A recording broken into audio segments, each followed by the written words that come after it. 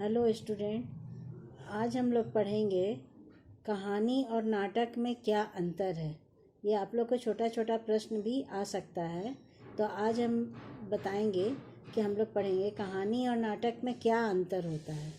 तो कहानी जैसे साहित्य में होता है कि अलग अलग साहित्य की अलग अलग विधाओं का अलग अलग स्वरूप होता है। उसकी रचना प्रक्रिया और तत्व भी अलग अलग होते हैं। साथ ही भाषा में भी तब्दीली आ जाती है। तो कहानी का संबंध होता है सीधा पाठकों से। वह एक पठनीय विधा है। नाटक एक दृश्य विधा है। अतः उसका संबंध मात्र दर्शकों से तो होता है। उसके प्रस्तुतिकरण में सहायक अभिनेता, निर्देशक, वादक भी होते हैं। कहानी जहाँ पढ़ी जाती है या कही जाती है, वही नाटक मंच पर अभिनीत होता है। नाटक में मंच सज्जा, वेशभूषा, प्रकाश, पट अर्थात पर्दे, संगीत, ध्वनि आदि की व्यवस्था करनी पड़ती है।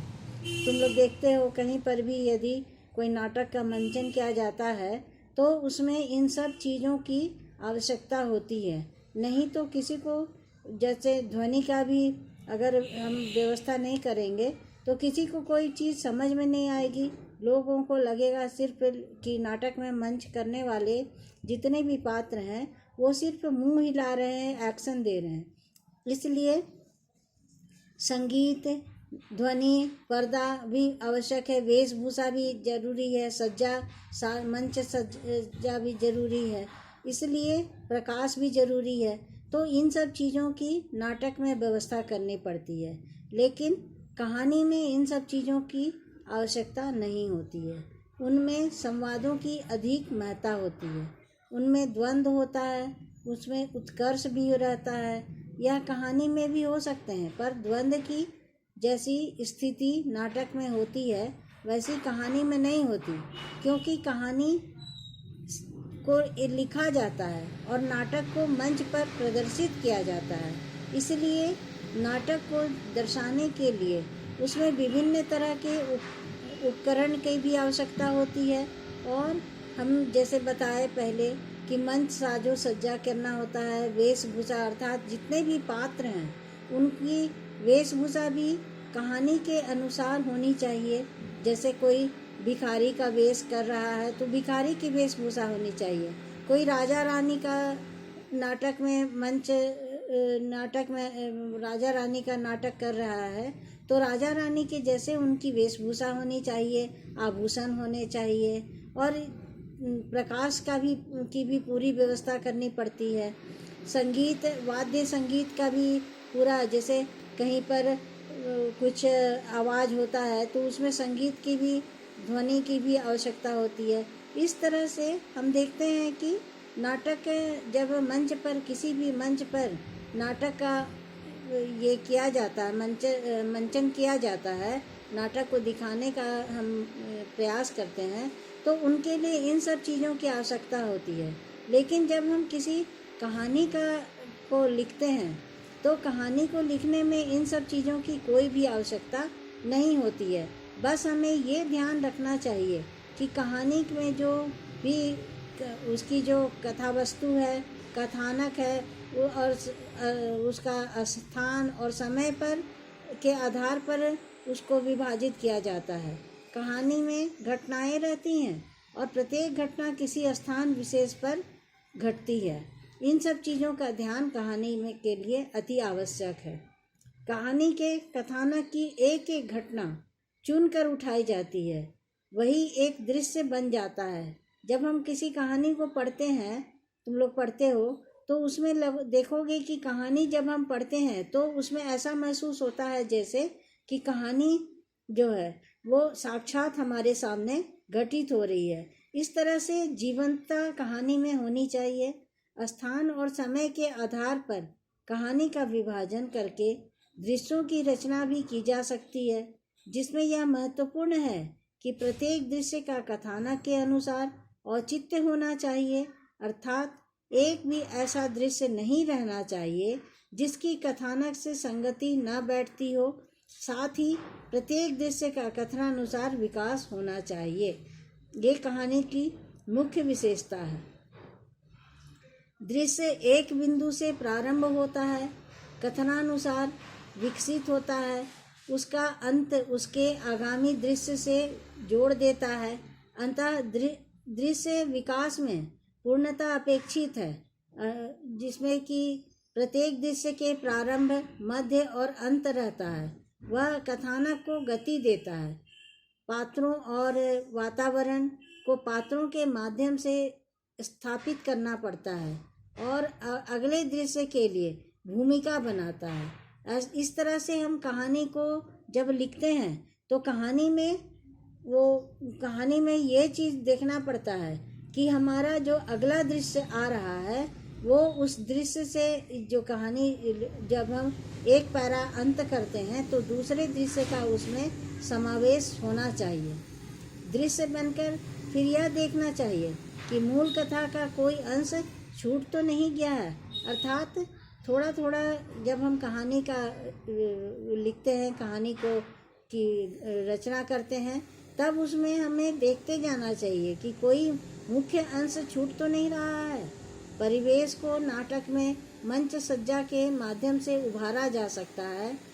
पात्रों के विवरण संवादों के माध्यम से उभारे जा सकते हैं। दृश्य निर्धारण के बाद संवादों पर ध्यान देना अपेक्षित है। दृश्य के समस्त भाव, विचार, घटना पूर्ति हेतु पर्याप्त संवाद है या नहीं। यदि नहीं तो उनकी पूर्ति की जाती है, पर यह ध्यान रहे ये जोड़े गए संवाद कहानी के संवादों से मेल खा रहे हैं कि नहीं। साथ ही साथ संवाद संक्षिप्त, रोचक, व्यंजक, प्रभावशाली और आम भाषा के ही हों। कहानी के लंबे संवादों को भी संक्षिप्त रूप देना उपयुक्त है। ज़्यादा हम देखते हैं कि कोई भी यदि कहानी को बहुत लंबा खींचा जाता है, जैसे मान लो, तो वो क्या होता है, वो प्रभावशाली नहीं होता है और लोगों में उदासीनता आ जाती है, फिर उसको पढ़ने का मन नहीं करता। इसलिए कहानी बहुत ज़रूरी है कि संक्षिप्त होना चाहिए और साथ ही साथ रोचकता से भरपूर होना चाहिए और प्रभावशाली। आदमी के मन में, दिमाग में जब कहानी को पढ़ा जाता है तो उससे उसका एक प्रभाव मनुष्य के मन में एक प्रभाव उसका अंकित हो जाए। वेश सज्जा भी महत्वपूर्ण है। कहानी में पात्र की वेशभूषा का वर्णन नहीं होता, पर नाटक में जब पात्र मंच पर आता है तो उसकी उपयुक्त वेशभूषा होनी चाहिए। हम पहले ही बताएं कि यदि कोई किसी भी नाटक का मंचन कर रहे हैं तो उसमें जिस प्रकार की कथानक लिखी गई है, कथा वस्तु लिखी गई है या कहानी लिखी गई है, उस कहानी के अनुसार उसकी वेशभूषा भी होनी चाहिए। जैसे हम बताएं, अब कोई मान लो कि पुलिस का रोल अदा कर रहा है तो उसमें पुलिस का ही वेश होना चाहिए, ना कि वो साधारण वस्त्र पहन लेगा तो वो पुलिस का वेश उसका जो है वो पूरी दिखाई देगी। अब राजा रानी का कोई संवाद है तो राजा रानी के अनुसार उनकी वेशभूषा होनी चाहिए, उनकी जो आभूषण है वो होना चाहिए। जैसे हम देखते हैं राजा रजवाड़े लोग गले में बहुत सारे मोतियों की माला जो भी है वो सब पहने हुए होते हैं और उनका जो भी एक तलवार रहता है कमर में बंधा हुआ, हमेशा राजा के कमर में तो हमेशा ही तलवार बंधा हुआ रहता है। तो इस तरह से वेशभूषा बहुत ज़रूरी है कहानी के पात्रों के लिए। जिस तरह का भी उसकी कहानी लिखी गई है, कथा वस्तु है, उसके अनुसार हमें जो भी पात्र हैं उनकी जो रोल अदा कर रहे हैं उनकी वेशभूषा उसी के अनुसार होनी चाहिए। संवाद में धनिया के विषय में कुछ नहीं कहा, गोदान में धनिया के विषय में कुछ नहीं कहा गया, पर उसका जो परिवेश था उसके आधार पर उसकी वेश सज्जा करना लाजमी है।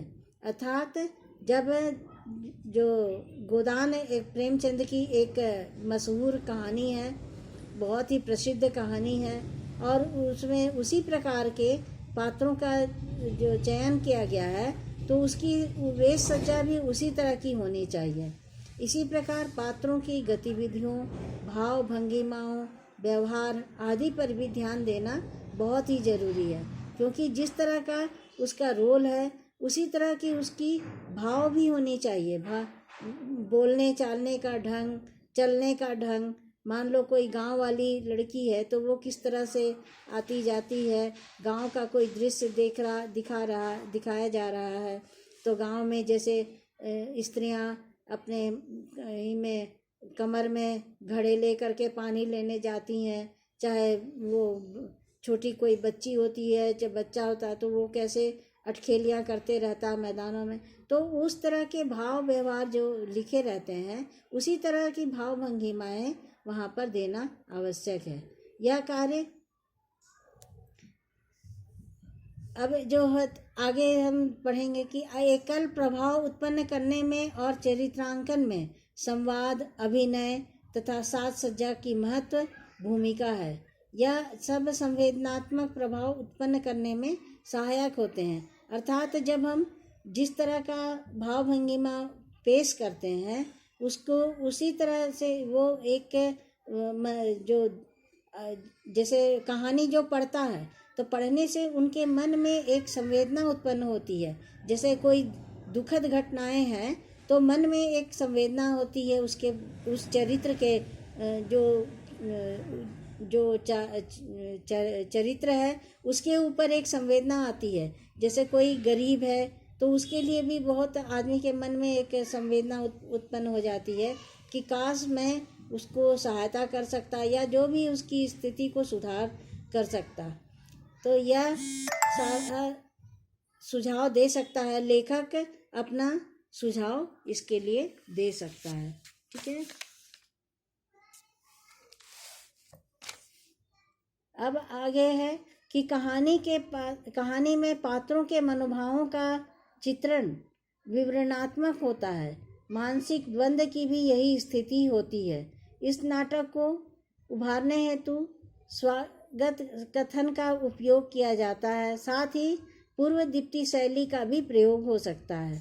साथ ही कहानी का जो नाट्य रूपांतरण करता है यह जानकारी भी अपेक्षित है कि आज का रंगमंच क्या चाहता है तथा तभी उसका रूपांतरण अभिनय बन सकेगा। अर्थात कहने का भाव है कि जब हम किसी कहानी को नाटक के रूप में रूपांतरित करते हैं, अर्थात उस कहानी को हम मंच के द्वारा लोगों के सामने प्रदर्शित जब करना चाहते हैं तो उसके अनुसार रंगमंच आज के जैसे जिस काल में उस नाटक को रचित किया जा रहा है उसके अनुसार रंगमंच क्या का पूरा है सो जो साज सज्जा है उसके अनुसार उसका अभिनय करना पड़ता है और उसकी साजो सज्जा भी करनी पड़ती है।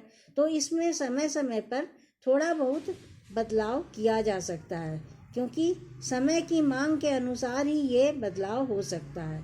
और नहीं तो जैसे जो कहानी का भाव भंगिमा होता है, जो कहानी पढ़ करके किसी भी अगर दुख वाली घटनाएं हैं तो उसके लिए उसी तरह का संवाद हमें मन में उत्पन्न करने वाली भावना को प्रदर्शित करना पड़ेगा, क्योंकि तभी वो जीवंतता उसमें आएगी, तभी वो लगेगा कि इसमें जान है, सजीवता है। नहीं तो वो नीरस पैदा करेगी और लोग उसे देखना नहीं चाहेंगे, लोग उसे पढ़ना भी नहीं चाहेंगे। इसलिए ये हमारा जो कहानी और नाटक में जो अंतर है ये वो कुछ इसमें मुख्य पॉइंट है जो तुम लोगों को हमने बताया, उसे तुम लोग नोट कर लेना और इस तरह से ही कहानी और नाटक में अंतर लिख सकते हो। ठीक है, तो आज हम लोग ये कहानी और नाटक आज यहीं पर ख़त्म करते हैं। हो गया, अगला दिन दूसरा क्लास।